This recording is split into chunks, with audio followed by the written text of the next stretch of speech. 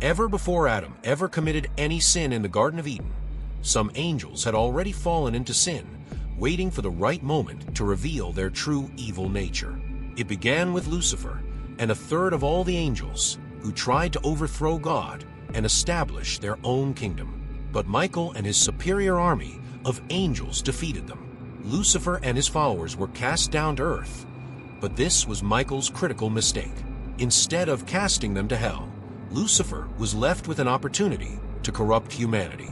And he succeeded, tempting Adam and Eve in the garden, leading them into sin. One might have thought that with Lucifer cast out, heaven was now free of all evil. But that wasn't the case. It was just the beginning. There was another group of angels, known as the Watchers or Gregory. Their duty was to observe and guide humanity from heaven. However, as they carried out their assignments, they began to look lustfully upon the beautiful human women on earth and desired to have sexual relationships with them.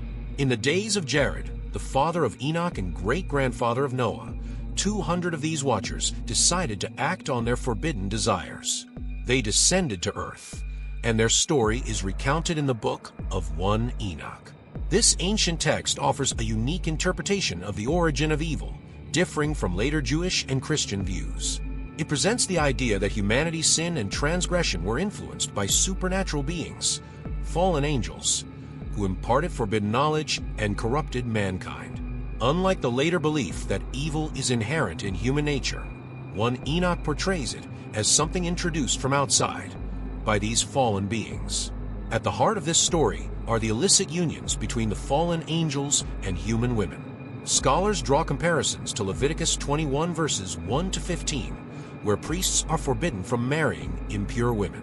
The fallen angels in Enoch are seen as a parallel to these priests, defiling themselves through forbidden marriages and facing divine judgment as a result.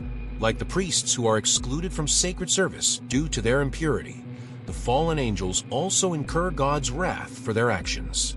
Through this interpretation, Enoch serves as a profound cautionary tale, warning against the dangers of transgression and emphasizing the importance of purity and obedience to divine commandments. The narrative illustrates the severe consequences of moral compromise and the ongoing battle between good and evil. By exploring the origins of sin through angelic rebellion and human disobedience, Enoch offers valuable insights into moral agency and the far-reaching effects of deviating from God's standards.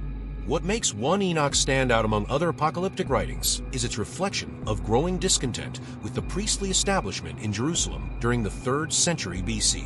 This dissatisfaction is woven into the text's exploration of the origin of evil, which offers contrasting interpretations and sheds light on the theological and cultural concerns of that period. The fallen angels' rebellion, as recounted in Enoch, may have been a metaphor for dissatisfaction with corrupt priesthoods, mirroring the growing concern about leadership and purity in society. The paradigmatic interpretation of Enoch parallels the Adamic myth, where humanity's downfall is traced to the pursuit of forbidden knowledge. Just as Adam's disobedience in Eden brought sin into the world, the fallen angel's influence in Enoch suggests that overreaching one's boundaries by seeking hidden knowledge leads to destruction. This interpretation highlights the consequences of hubris and reflects the broader existential themes that pervaded ancient Near Eastern thought, especially humanity's frailty in the face of divine power. In contrast, the ideological interpretation of Enoch offers a supernatural lens on the origin of evil, proposing the existence of another power besides God in heaven. This concept challenges the traditional monotheistic belief in God's exclusive sovereignty, raising theological questions about cosmic forces opposing divine will. The presence of these rival powers complicates the theological narrative and hints at a tension within Jewish thought regarding the nature of evil and divine control. Alternatively, the introduction of illicit knowledge by the fallen angels might reflect a rejection of foreign Hellenistic culture and its perceived negative influence on Jewish society. The fallen angels, representing creatures from Greek mythology, embody the infiltration of foreign wisdom and arts associated with Hellenistic rulers and their philosophies. During this period, Jewish communities faced increasing cultural pressure from Hellenistic rule, and the warning against such influence is evident in Enoch. The text thus carries broader socio-political implications, emphasizing a desire to protect Jewish traditions from outside corruption. By exploring these different interpretations, 1 Enoch becomes more than a story of angels and humans. It emerges as a window into the complexities of faith, morality, and identity in a time of change. The second Book of Enoch offers another compelling layer to the Enochic tradition by chronicling Enoch's journey through the heavens, where he encounters various celestial beings, including imprisoned fallen angels. As Enoch ascends through the heavenly realms, his encounters with these fallen entities offer unique insights into the ongoing tension between divine judgment and mercy. In second heaven, Enoch comes across a group of fallen angels, imprisoned for their disobedience. Enoch is initially struck by their situation and contemplates offering a prayer on their behalf. However, recognizing his own human limitations and feeling unworthy to intercede for angelic beings, Enoch decides against it.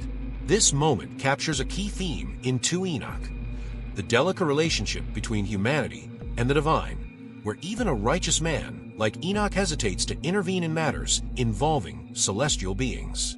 As Enoch continues his journey, his next significant encounter with fallen angels takes place in the 5th heaven, where he meets the Grigori, another group of rebellious angels. Unlike their counterparts in the 2nd heaven, the Grigori are not imprisoned but remain in a state of deep sorrow. Their refusal to join the heavenly hosts in worship and song is a poignant reflection of their fallen nature, but it also suggests a certain remorse for their actions. In a remarkable moment of compassion, Enoch attempts to comfort these grieving angels by telling them of his prayers for their fellow angels. His words touch the hearts of the Grigori, and they are moved to participate in the heavenly liturgy. This act of redemption, brought about by Enoch's compassion and willingness to engage with the fallen, highlights a profound theme of the text: human agency in the divine realm. Enoch's intercession, though not formally a prayer, serves as a catalyst for the Grigori's return to divine worship, showing that even in their state of rebellion and sorrow, there is still potential for transformation. This episode speaks to the transformative power of mercy and intercession. It suggests that even fallen beings, seemingly beyond redemption, can be moved to reconcile with the divine through acts of compassion. In this way, 2 Enoch emphasizes the possibility of redemption and renewal, reinforcing the idea that no being is completely beyond hope, even in the celestial realms. The portrayal of the Grigori in 2 Enoch is particularly interesting because it introduces Satanael as their leader, a departure from the names Azazel or Samyaza, who lead the fallen angels in 1 Enoch. Despite the difference in naming, the Grigori and 2 Enoch share many similarities with the Watchers from 1 Enoch, particularly in their descent to earth, their unions with human women, and their role in corrupting humanity. The parallels between the 1 Enoch and 2 Enoch narratives are significant, indicating that the author of 2 Enoch was familiar with the earlier Enochic traditions and sought to build upon them. In 2 Enoch, the Grigori's fall and their union with human women mirror the actions of the Watchers in 1 Enoch, where these unions result in the birth of the Nephilim, giant offspring who wreak havoc on the earth. The presence of these shared themes and motifs suggests a continuity between the 2 texts, even as 2 Enoch introduces new elements, such as the redemptive potential for some of the fallen angels. The fact that 2 Enoch presents the Grigori as capable of returning to divine worship highlights a nuanced view of their rebellion, suggesting that their fall from grace is not necessarily permanent and that divine mercy can still be extended to them. Overall, 2 Enoch enriches the Enochic tradition by offering a unique perspective on the role of fallen angels and the possibility of redemption, even for those who have strayed far from their divine purpose. Enoch's interactions with these celestial beings underscore the profound influence of human actions within the divine realm and serve as a reminder that even in the face of rebellion and despair, there is always the potential for reconciliation with the divine. However, 1 Enoch was rejected by mainstream rabbinic Judaism, largely because of its perceived inconsistency with the Torah.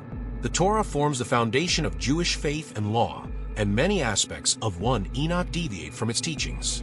For instance, 1 Enoch introduces theological elements that are not found in the Torah, which led to its exclusion from the official canon. Additionally, certain concepts in 1 Enoch, such as the extensive focus on angels, heavenly realms, and apocalyptic visions, were considered to diverge too far from traditional Jewish beliefs about the nature of God and divine order. One notable example of this theological divergence is the role of the angel Phanuel in *1 Enoch 4 verses 1 to 10. Phanuel is described as presiding over those who repent of sin and are granted eternal life, a role that has no direct parallel in other Jewish scriptures. This led to speculation in later Christian interpretations that Phanuel might be an early representation of Jesus Christ. The name Phanuel translates to face of God, a title that bears a strong resemblance to the divine attributes associated with Christ in Christian theology. This connection, while speculative, highlights how 1 Enoch's narrative complexity has been interpreted differently across religious traditions. While 1 Enoch was not accepted by Rabbinic Judaism or mainstream Christian denominations, its influence remains evident in various theological discussions, and it continues to fascinate both scholars and religious readers today. The text's reflections on angelic rebellion, the origins of evil, and the cosmic order offer a window into the religious imagination of ancient Judaism during a time of great theological and cultural change. Even though it was sidelined by later canonical traditions, 1 Enoch persists as a source of spiritual curiosity, illuminating ancient beliefs and cosmological frameworks that shaped the development of Jewish and Christian thought.